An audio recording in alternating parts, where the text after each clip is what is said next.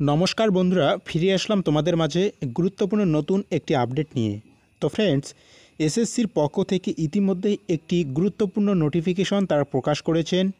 2025 সালের এসএসসির যে বড় রিক্রুটমেন্ট, তোমরা প্রত্যেকেই জানো প্রত্যেক বছরই এই রিক্রুটমেন্টের বিজ্ঞপ্তি তারা প্রকাশ করেন। তো এসএসসির পক্ষ থেকে ঠিক সেই বিজ্ঞপ্তি কিন্তু আজকে প্রকাশ করা হলো। তোমরা ডেট দেখতে পাচ্ছ 5/9/2024। আজকের এই নির্দিষ্ট ডেটে তারা একটি গুরুত্বপূর্ণ বিজ্ঞপ্তি প্রকাশ করলো। তো ফ্রেন্ডস, তারা যে নির্দিষ্ট বিজ্ঞপ্তি প্রকাশ করেছেন তোমরা দেখতেই পাচ্ছ, constable GD in central armed police force, CAPFs এবং এসএসএফ, এছাড়াও জিডি, আসাম রাইফেলস অ্যান্ড যে সমস্ত শাখা রয়েছে, তোমরা প্রত্যেকে জানো আমাদের স্টাফ সিলেকশন কমিশনের যে কয়েকটি শাখা রয়েছে, যে 8টি শাখা রয়েছে, সমস্ত শাখার পক্ষ থেকেই কিন্তু তারা কর্মী নিয়োগের বিজ্ঞপ্তি ইতিমধ্যে প্রকাশ করলো। তো ফ্রেন্ডস, প্রথমেই আমরা দেখে নিব গুরুত্বপূর্ণ ডেটগুলো, তোমরা কবে থেকে অ্যাপ্লিকেশন করতে পারবে এবং এই অ্যাপ্লিকেশন জমা দেওয়ার শেষ তারিখ কবে। তারপরে আমরা দেখে নিব কতগুলো শূন্যপদ রয়েছে, বয়স, বেতন, শিক্ষাগত যোগ্যতা, প্রত্যেকটা বিষয় আমরা A to Z এই ভিডিওতে আলোচনা করব। তো একটু সময় দিয়ে ভিডিওটা প্রথম থেকে শেষ পর্যন্ত দেখার অনুরোধ রইল এবং ছোট্ট একটা রিকোয়েস্ট করব, এই আপডেটগুলো বন্ধুদের মাঝে শেয়ার করে দিও। তোমরা যারা নতুন এই চ্যানেলে আসলে, যারা এখনও এই চ্যানেলটিকে সাবস্ক্রাইব করে রাখোনি, অবশ্যই T&L প্রসেস চ্যানেলটিকে সাবস্ক্রাইব করে পাশে থাকা বেল আইকনটি অন করে রাখবে লেটেস্ট আপডেটগুলোর নোটিফিকেশন সবার আগে পাওয়ার জন্য।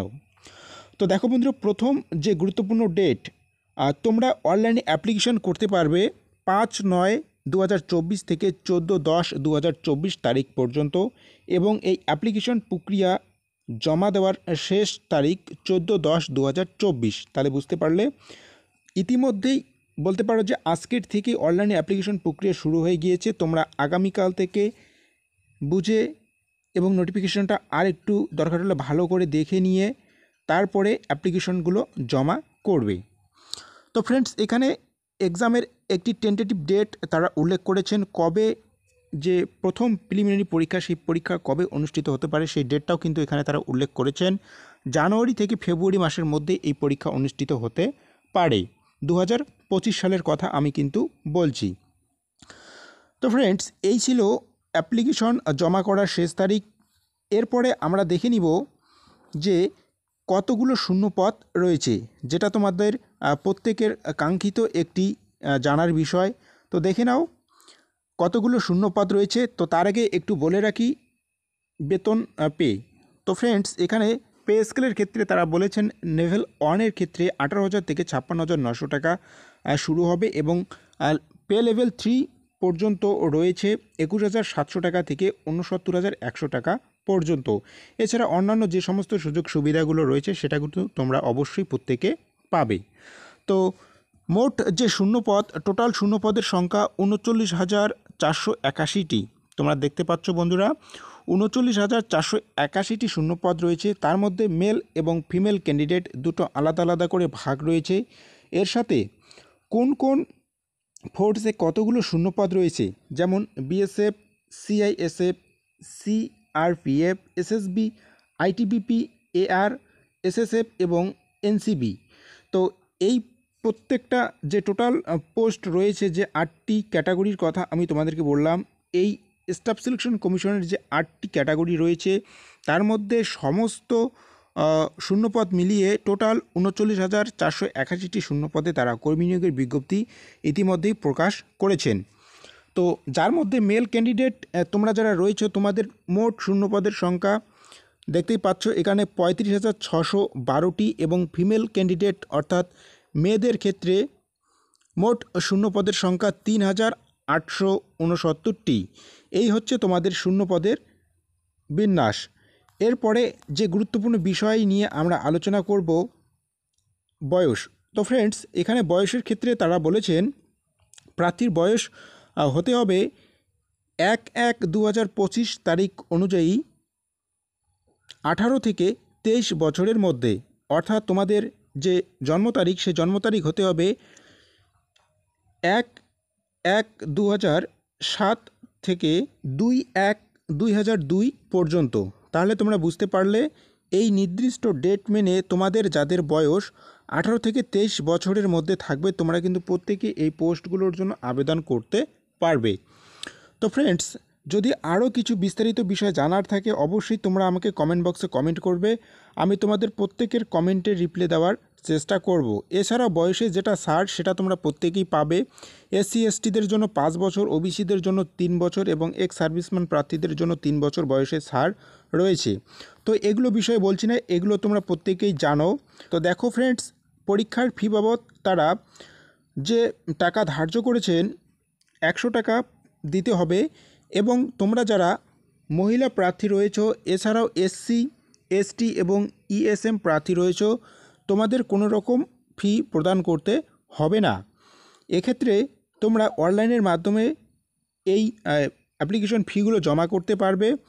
তো অবশ্যই তোমরা যেখান থেকে অ্যাপ্লিকেশন করবে সেখানে যে প্রসেস রয়েছে সেই প্রসেস মেনেই তোমরা তোমাদের অ্যাপ্লিকেশন ফিগুলো জমা করবে। নেক্সট যে গুরুত্বপূর্ণ বিষয়, তোমাদের পরীক্ষার সেন্টার। তো ফ্রেন্ডস, পরীক্ষার সেন্টার ঠিক করার আগে তোমরা প্রত্যেকেই দেখে নিবে তোমাদের নির্দিষ্ট যে পরীক্ষার সেন্টারে কোড রয়েছে সেই কোডগুলো বসাবে। আমরা যেহেতু পশ্চিমবঙ্গের থেকে বসবাস করতেছি, তো আমাদের পশ্চিমবঙ্গের মধ্যে যে সমস্ত সেন্টার রয়েছে, এই অফিসিয়াল যে বিজ্ঞপ্তিটা রয়েছে এখানে আসলে তোমরা দেখতে পারবে এখানে প্রত্যেকটা জায়গার নাম কিন্তু তারা এখানে উল্লেখ করেছেন।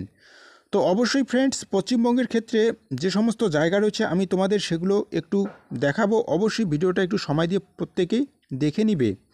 তো দেখো, এই যে পশ্চিমবঙ্গের ক্ষেত্রে কোথায় কোথায় রয়েছে, কলকাতা এবং শিলিগুড়ি দেখতে পাচ্ছ, কলকাতা, শিলিগুড়ি এবং বর্ধমান, এছাড়াও গ্যাংটকেও একটি সেন্টার রয়েছে। তো অবশ্যই এই বিষয়টা একটু তোমরা ভালো করে খেয়াল করে তারপরে অ্যাপ্লিকেশনগুলো জমা করবে। তো বন্ধুরা, এরপরে যেটি গুরুত্বপূর্ণ বিষয় আলোচনা করব, পরীক্ষার সিলেবাস। তো দেখো বন্ধুরা, পরীক্ষার সিলেবাসের ক্ষেত্রে তারা বলেছেন তোমাদের পরীক্ষায় মোট প্রশ্নের সংখ্যা থাকবে 80টি। প্রত্যেকটি প্রশ্নের জন্য 2 নম্বর করে তারা ধার্য করেছেন এবং পরীক্ষার যে সময়সীমা 1 ঘন্টা সময় থাকবে এবং যে বিষয়গুলোর থেকে পরীক্ষায় প্রশ্ন থাকবে এখানে তারা উল্লেখ করে দিয়েছেন। জেনারেল ইন্টেলিজেন্স অ্যান্ড রিজনিং থেকে থাকবে 20টি প্রশ্ন, general knowledge and general awareness থেকে থাকবে 20টি কোশ্চেন্স, এলিমেন্টারি ম্যাথামেটিক্স থেকে থাকবে 20টি কোশ্চেন্স। এছাড়াও ইংলিশ এবং হিন্দি, তোমরা যারা যে ল্যাঙ্গুয়েজটা ভালো জানো, এখান থেকে থাকবে 20টি প্রশ্ন 40 নম্বরের। এই হচ্ছে টোটাল তোমাদের প্রিলিমিনারি যে পরীক্ষা রয়েছে সেই পরীক্ষার সিলেবাস। এবং শুধু পার্ট ডিটা বাদ দিয়ে বাকি সমস্ত পরীক্ষার যে প্রশ্নপত্র সেটা কিন্তু বাংলায় থাকবে। শুধু পার্ট ডি এর ক্ষেত্রে ইংলিশ অথবা হিন্দি এই দুটোর মধ্যে একটি ভাষা অবশ্যই সিলেক্ট করে তোমরা তোমাদের পরীক্ষাগুলো দিবে। নেক্সট যেটা গুরুত্বপূর্ণ বিষয়, নেগেটিভ মার্কিং।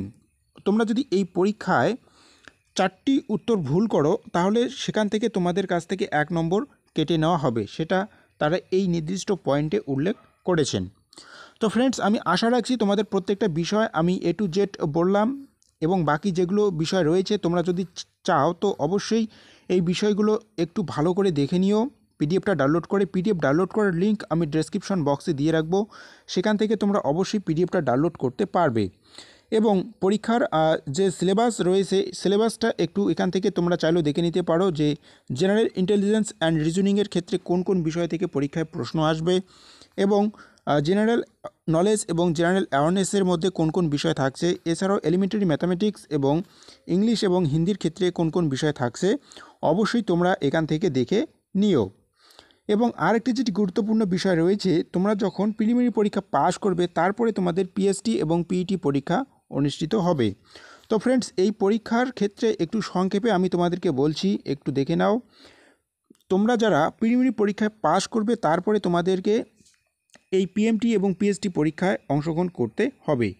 এখানে পুরুষদের ক্ষেত্রে 5 কিলোমিটার রান করতে হবে 24 মিনিটের মধ্যে, দেখতে পাচ্ছ। এবং অবশ্যই এই বিষয়টা একটু ভালো করে দেখে নিও। এবং তোমরা যারা এই জিডির জন্য প্রিপারেশন নিচ্ছ সেক্ষেত্রে তোমাদের যে প্রতিনিয়ত শরীরচর্চা সেটা কিন্তু অবশ্যই দরকার, না হলে তোমরা এত বড় রানটা কমপ্লিট করতে কিন্তু খুব সহজেই পারবে না। তো সেক্ষেত্রে রানটা অবশ্যই করবে।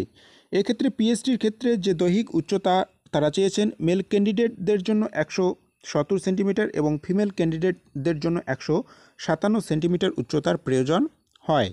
এক্ষেত্রে উচ্চতার সাথে যে ওজন, সেই ওজনের কিন্তু সামঞ্জস্য রাখতে হবে।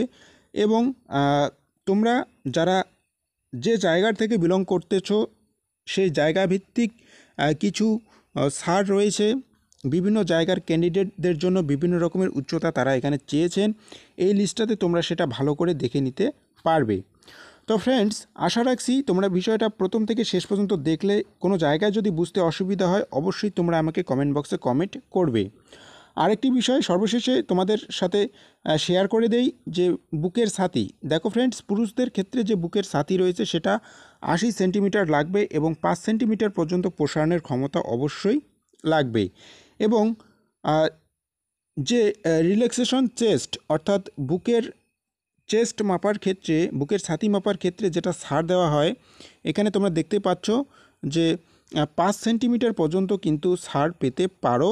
তো সেক্ষেত্রে যারা যে জায়গার থেকে বসবাস করতেছো, যে জায়গার ক্যান্ডিডেট, তার উপর নির্ভর করবে যে তোমরা ছাড় পাবে কি না, কতটা ছাড় পাবে। তো ফ্রেন্ডস, অবশ্যই আপডেটটি বন্ধুদের মাঝে শেয়ার করে দিও, তাদেরকে একটু জানার সুযোগ করে দিও। এতটুকু ছোট্ট একটা রিকোয়েস্ট আমি তোমাদের প্রত্যেককেই করব। কোনো জায়গায় যদি বুঝতে অসুবিধা হয় তোমরা আমাকে কমেন্ট বক্সে কমেন্ট করবে, আমি তোমাদের প্রত্যেকের কমেন্টে রিপ্লাই দেওয়ার চেষ্টা করব। দেখা হচ্ছে পরবর্তী নতুন আরেকটি গুরুত্বপূর্ণ আপডেট নিয়ে। ধন্যবাদ।